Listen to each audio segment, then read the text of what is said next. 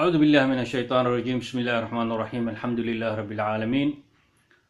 الحمد لله رب العالمين والصلاة والسلام على أشرف المرسلين سيدنا محمد وعلى آله وصحبه وسلم أجمعين. أما بعد، هل كان وحن تهنية ودريا وديران وفرحات كدهن وديدي دقل سلاطينتي حلدباندي حمر شرك كويا شيء قضبدا كسو ساري وحساسية aad baad ugu mahadsantihiin waana ku faraxsannahay. ilaahay khayr ha idin waafajiyo. intaasi kadib waxaan rabaa laba eray inaan halkan ka yiraahdo oo ku wajahan Shariif Xassan Sheekh Aadan. Shariif Xassan, wadanka Soomaaliya hadda waxaa wax lagu qaybsadaa 4.5 maadaama دستوري أي نقطي 4.5 إن لو قيبصدو كونفورغالبيد وحا إسكاله ديجيل إمرفله أو دات سوجرينا أب إي إسرب أوله ديغان كاسي ودات دا شيء أو ميل كسو ودي جيدا مركا maadaama 4.5 lagu kala qaybsaday adigana aad tahay others markay 4.5 others ayaa wax la qaybsatay 0.5 kii ayaa wax la qaybsatay maadaama 0.5 ka aad wax la qaybsatay oo dastuurkana uu dhigayo taasi mid kalena dastuurka kalena qodobada 11aad 9aad 8aad oo qeexayaanba in u dhashay uu xukumi karo. adiga hooyo ayaa ku keentay, hooyo keen baa tahay, abti baan ku nahay, digili mirifle abti bay ku yihiin, hooyaa ku keentay. marka mansabkan aad fadhisid mid aad xaq u leedahay ma aha. runta dil isu sheego mid aad xaq u leedahay ma aha. waxaana ku diidayo wax way dastuurka wadanka u degan, laakiin waxa ay ku sameeyay loophole oo meesha ku soo gashid madaxweynihii hore Xassan Sheekh Maxamuud dan gaar u ka lahaa meesha. haddaan tusaale aan soo qaato ilmo mirifle ilmo oo digil oo baydhabo ku dhashay ama buurha ku dhashay ama marka ku dhashay ama afgooy ku dhashay ama ku dhashay Baraawe ama Qoryoolo ku dhashay ama buulo mareer ku dhashay ama waxa waaye ku dhashay Shalambood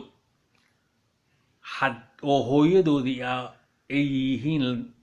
maana hawiye iyo daarood ay yihiin hooyooyinkooda ilmahaas mansab ma ku yeelan karaan Puntland iyo Galmudug maamulka inay ka mid noqdaan? awood ma u leeyihiin? maya. sababtu waxa u diidaya wax waay u dhashay ku dhashay iyo u dhashay qodobka 11aad 9aad 8aad wuxuu qeexayaa u dhashay. marka adiga horta raxweyn uma dhalanin, others ayaad ka timid. taasi waa mid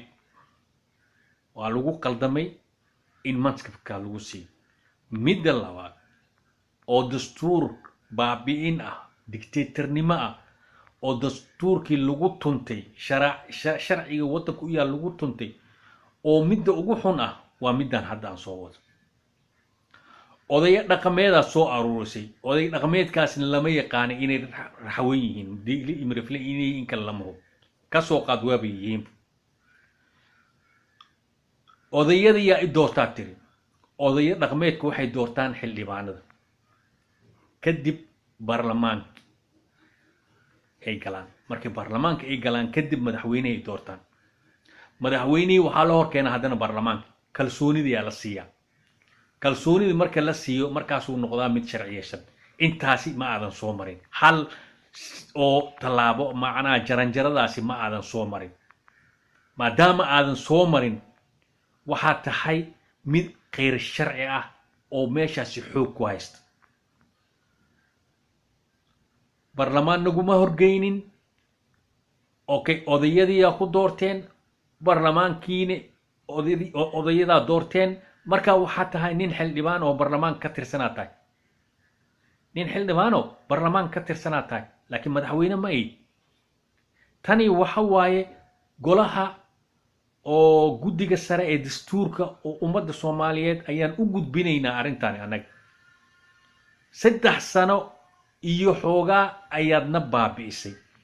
beel aanan deganaynin dhulkaasi aan xaq ku lahaynin ayaad rabtaa in digil aad sanka ka gelisid oo maamulka aad golaha deegaanka aad ka mid dhigtid sababta ayaga ku keensaday meesha dantoodaad u fulanaysaa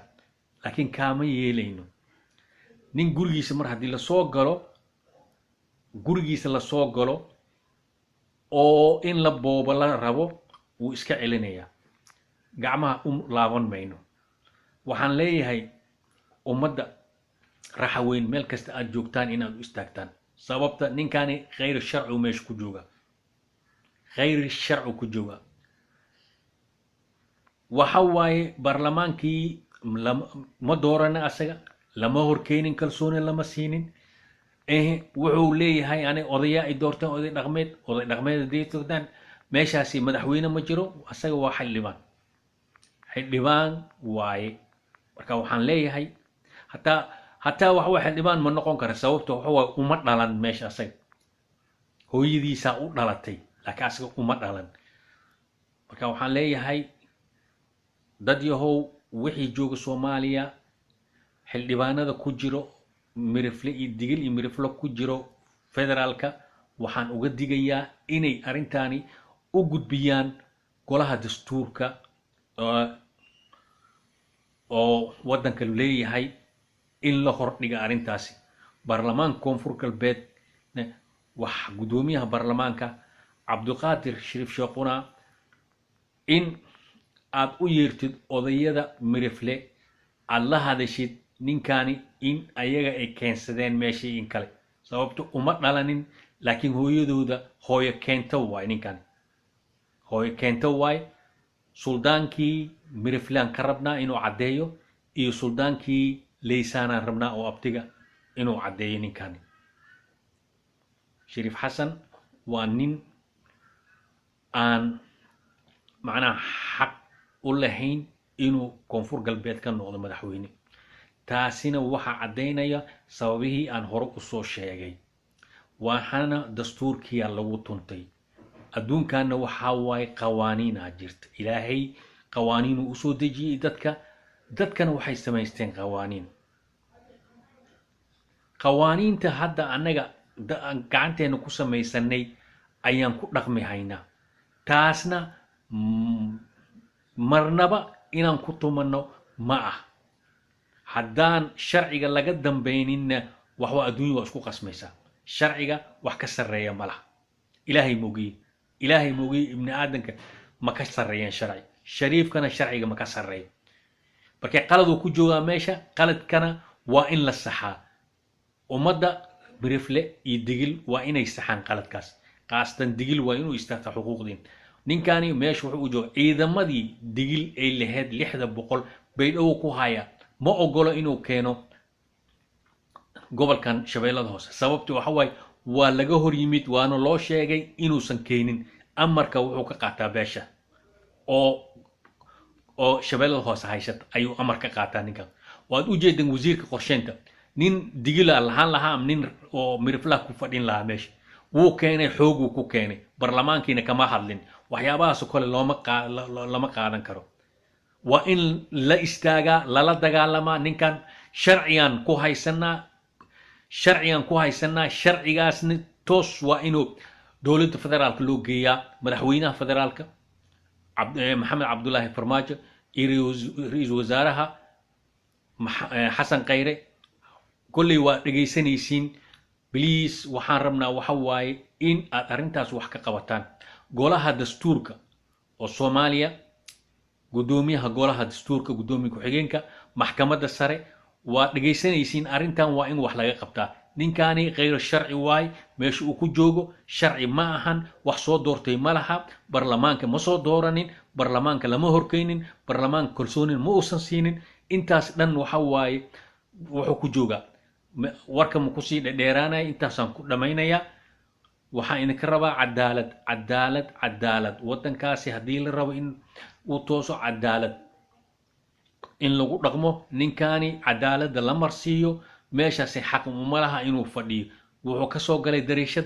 dariishadu ka soo galay in laga celiyo lagu bixiyo intaasaan leeyahay wasalaamu calaykum waraxmatullaahi wabarakaatu